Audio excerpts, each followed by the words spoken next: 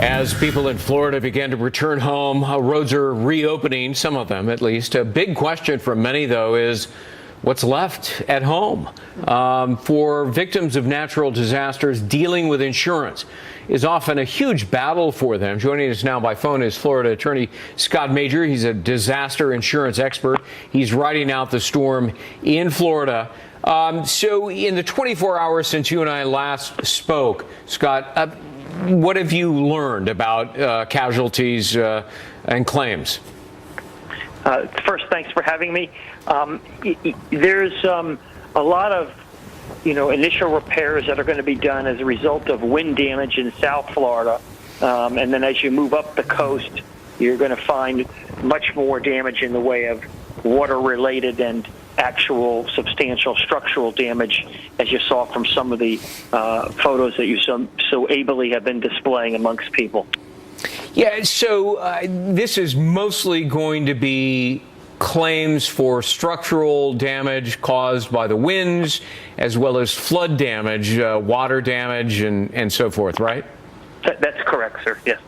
And, I mean, give us an estimate based on history as to, what amount are we talking about here, do you think? Billions. There'll Really? be billions of, yes, because the amount of claims you're going to have associated with this, the sheer volume, is going to be not only on the residential side, on the commercial side. Some people are going to be out of power.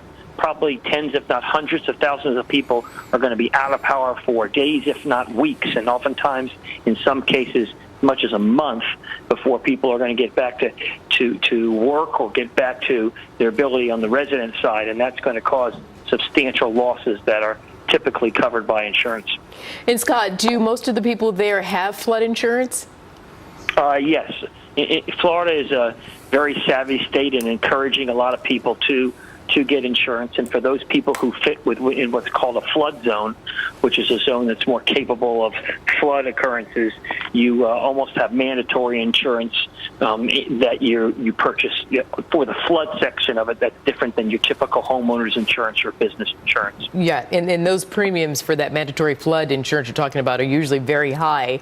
Even still with high premiums, are the residents going to be made whole if they are going to collect from their insurance company?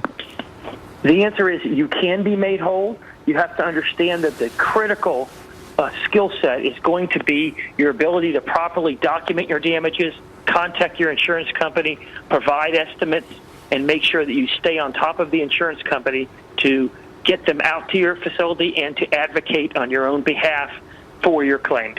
And there are different kinds of insurance policies, I would imagine. Some would include replacement value, but that doesn't necessarily mean putting it back the way it was.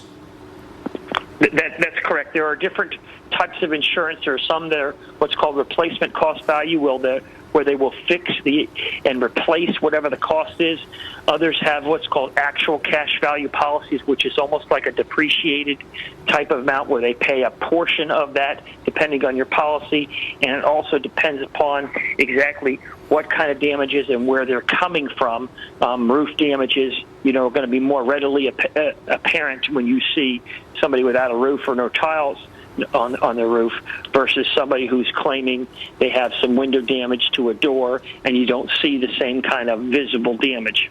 Oftentimes you'll see a lot of times on windows, for example, where the window doesn't break, but the windows suffered a loss because the seals around the windows will be broken. Even though you don't realize, you see your window, it looks like the window's intact. A lot of times that takes engineering or other experts to come out and verify that claim in order for you to be successful. But I can't emphasize enough for those people who are involved in this that you must be vigilant. You must make sure you take loads of pictures and photographs. You must get expert estimates, and you must advocate strongly towards the insurance company to get your claim paid and to get the most amount of money. Well, what if you did not take the photos before the storm hit? If you didn't take the photos before the storm hit, you still have the ability to succeed. You need to take photos of the exterior and interior right after the storm. Make sure you take enough photos or videos so that it is absolutely clear.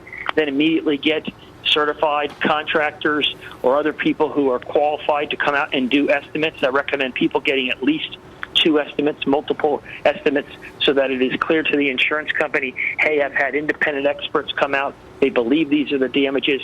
Here is the photographic support, so it is clear, and they're estimating that these damages were directly caused by the hurricane, and therefore, or the storm, or the winds, or the flood, and therefore, we're urging you to have an adjuster come out immediately and to pay as soon as possible. But see, that's exactly what you just said, Scott. You said that the insurance companies will determine if it was caused by the flood or the hurricane, the wind damage, and that's where they get you.